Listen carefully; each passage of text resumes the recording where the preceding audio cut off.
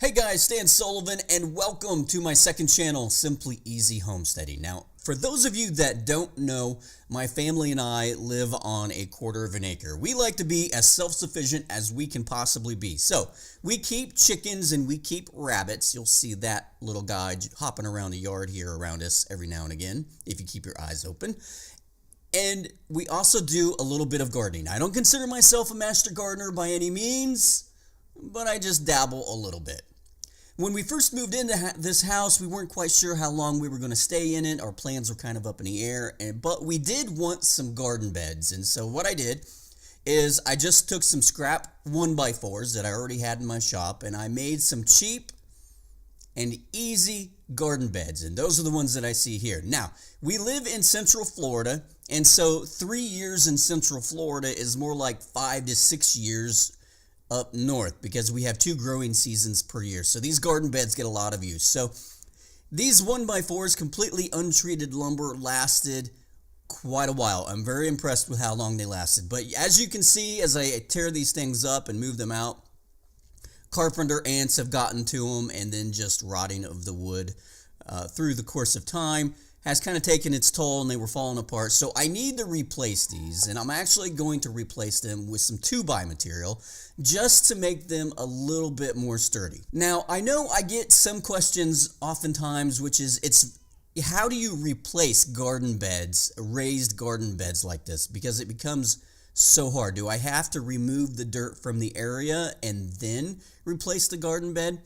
No, I don't do that. What I do in this instance right here is this garden bed has actually gotten, we've let it rest for a little while, and then we just planted a few tomato plants in there, and we never really weeded it all that much. So this one's a little overgrown. We've kind of neglected it. And so what I do is I hoe up all of those weeds, or at least I have my helper here do it. All I'm going to do is hoe all this dirt more towards the center. I don't want to work it outside of where the garden bed was.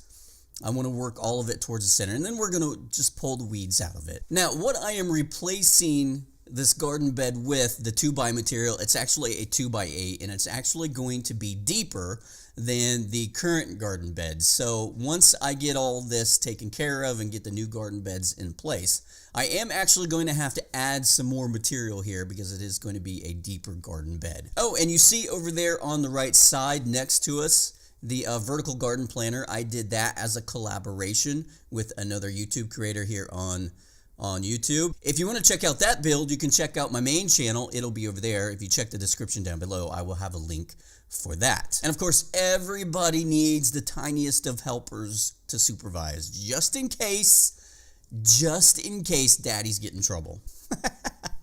All right, so once I got all that done and I'm happy with it, I'm going to take the boards that I bought at the lumber yard and just place them down on the ground.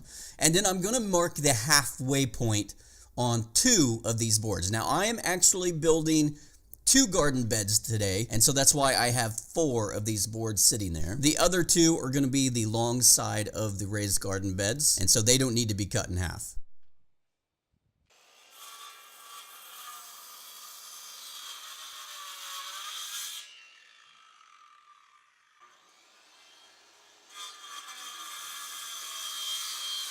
So there are my 2 boards. It started to get a little bit too hot for my taste out there, so I decided to move everything into the shade. And I'm just going to pre-drill 3 holes per end on each of these boards.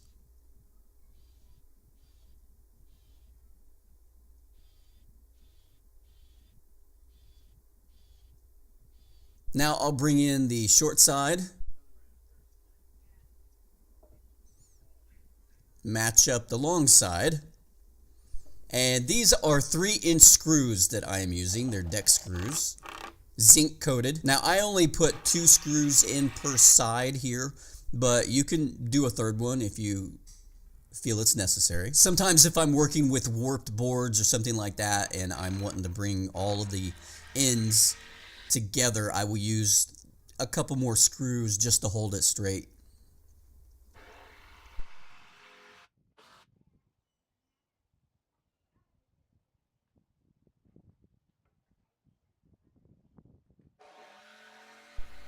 All All right, so there's my raised garden bed. Simple and easy. I don't get too fancy with this stuff. Anybody who's been around my main channel any length of period of time knows that I like to keep things, well, simple and easy. All right, so I'm just going to drag this over to where I want the old raised bed was.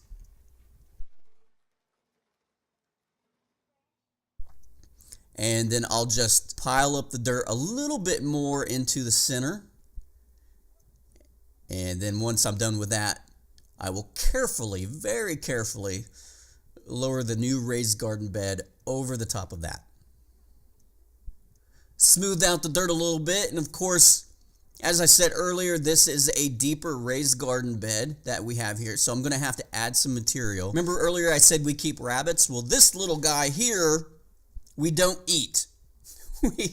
I'm sure a lot of people will be happy to know that. What we do is we keep him on hand. He's not really a big drain on resources. He's pretty easy to get along with. All he requires is a couple of hours in the yard every now and again. And he's a happy camper, but what he gives us is rabbit droppings. And those rabbit droppings are really great if you stick them in the garden beds. In fact, we have saved tons of money buying fertilizer just by simply keeping this guy around. And we feed him some of our table scraps, some of our leftover lettuce and carrot tops or whatever it is that we happen to have after we cook dinner. And he's pretty happy with that. And then, of course, you got to get yourself a tiny helper. And what you see there in the center of that garden bed, what looks like straw and stuff like that, that is actually the rabbit droppings. What we do is we just scoop it up from underneath his hutch. And the straw is just his hay that we feed him, and some of it happens to slip between the openings in the floor of his hutch, and so it ends up there with his droppings. But, you know, we find that that works to put it in there. We don't need to pull it out or anything like that. We can just scoop it all up, put it in there, and then we can water it down. And once we get a sufficient amount of that, we can then kind of mix everything together. And then, of course, a little bit later, what I'm going to do is this will probably sit like this for about a week or so. Let that bacteria get going. I'll add some more peat moss, maybe a little bit more organic matter, and then we'll plant the summer crops that we're going to be growing. And when we do that, we'll be sure to show that to you as well. Hey, thanks for watching. Don't forget to subscribe if you haven't. If you haven't checked out my main build channel, check the description down below. I'll leave a link for that as well. Don't forget to subscribe over there. Don't be shy. Leave a comment down below and smash that thumbs up or thumbs down button. Until then.